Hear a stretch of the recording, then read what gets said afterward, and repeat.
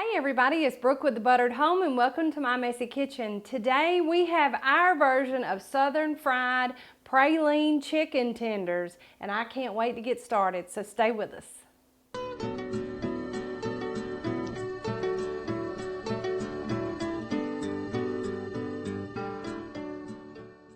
Okay, so to start off I have my frying pan with about a cup of oil in it, and I'm going to set it to about medium to low heat just to get it heated up.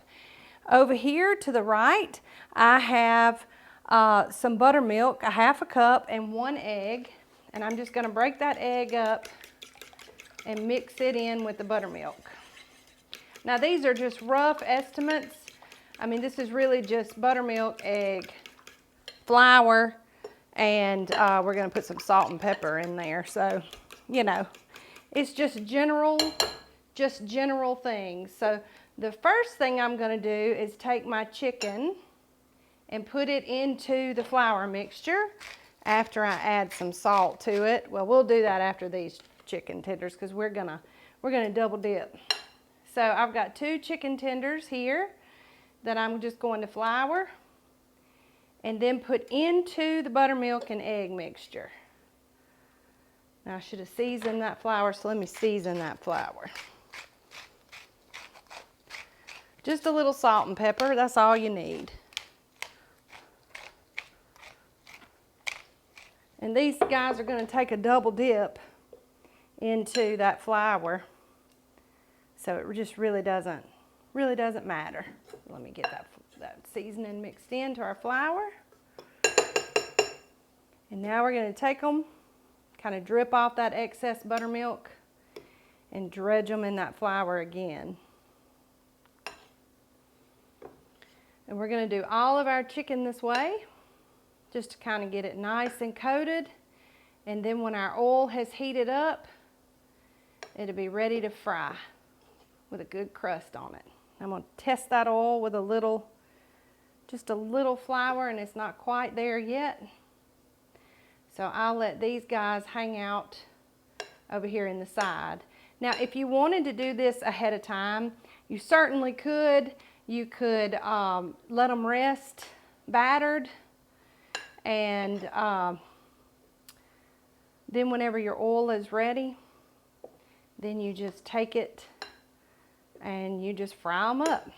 But if they sit and get a little gummy, that's okay too. That makes for a crispier, really a crispier chicken tender. So I'm just going to get these guys breaded and get them ready to go. This is how all good southern fried chicken starts, right here. And if you wanted to go a step further, and if you were using bone-in chicken, you could certainly marinate it overnight in buttermilk.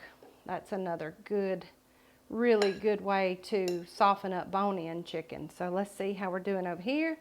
All right, we're good and hot, so now I'm going to turn it down close to medium-low. When we add the chicken in, it is going to cool that oil off. So you want to keep an eye on your temperature. So let's take him out and pop him in.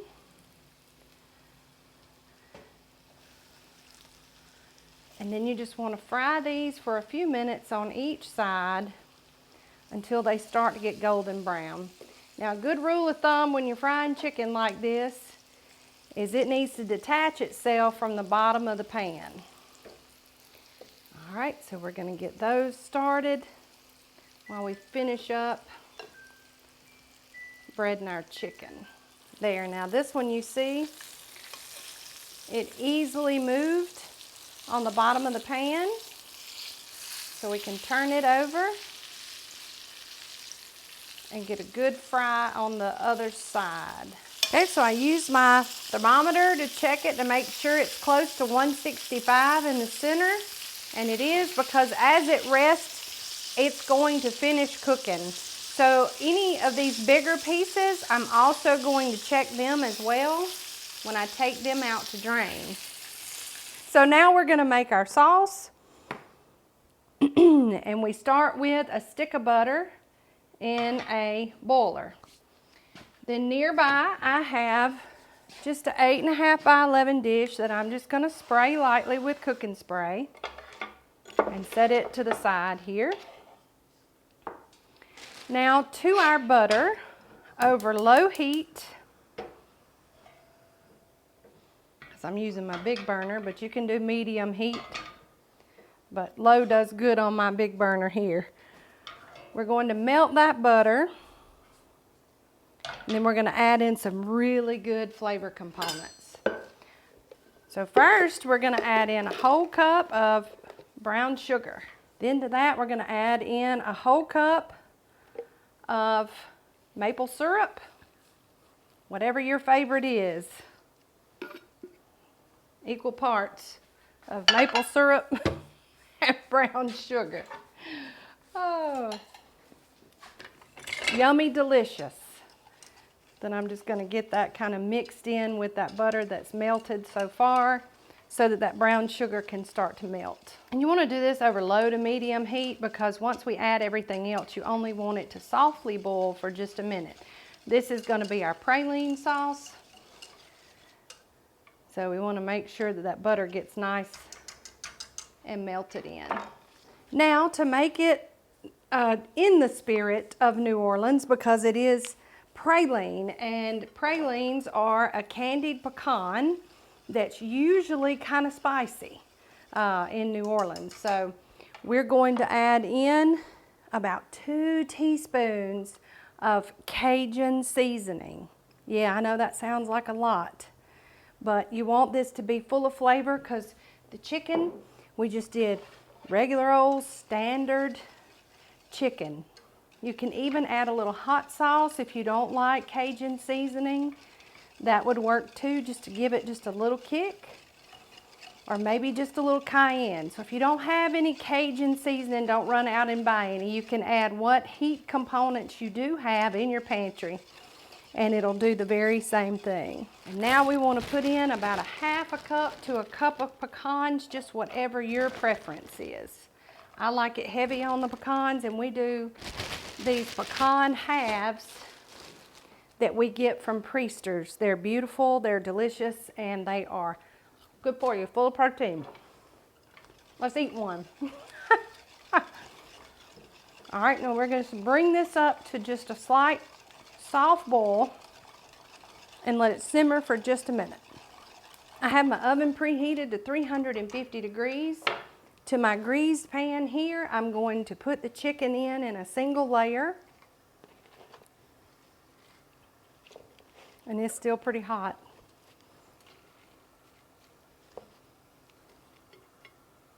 And those crispy little pieces right there, you can put them in, or you can eat them just to taste the batter. All right, so we're starting to boil just a little. And boiling it just allows all those sugars from the syrup and the brown sugar to kind of cook those pecans just a little. Beautiful, wonderful, sweet and spicy praline sauce, or praline, however you want to say it. Praline, praline.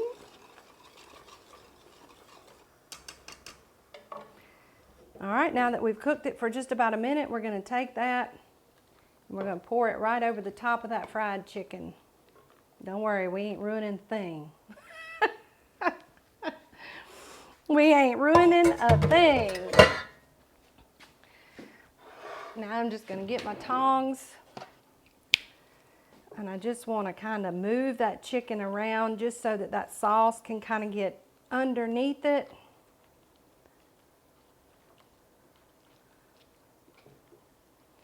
In the dish. Make sure we put some of those pecans on top. Yummy. Now this will go into our 350 degree oven for about 10 to 15 minutes just to heat everything up and make sure that sauce cooks in that chicken and that fried batter that we made. So stay with us, we'll be right back. All right, everybody, we are back. We finished about a 10 to a 15 minute cook time just to get it nice and caramelized, and I wish you would just look at how pretty it is. Now, I did go ahead and cut me off a bite because it's fresh out of the oven. But these pecans are just candied and almost roasted in all those sweet sugars, and it is just a thing of beauty. You can take a spoon and serve these individually and spoon that sauce over the top. This is also good, really good over rice, just plain white or plain brown rice. Maybe it's cool. Let's give it a try. That pecan is probably gonna be hot, so I tell you what, let's try just the chicken and give that pecan some time to cool. Let's see. No, maybe it's not. Maybe it's okay. Yeah, that pecan is still hot, but all right, together.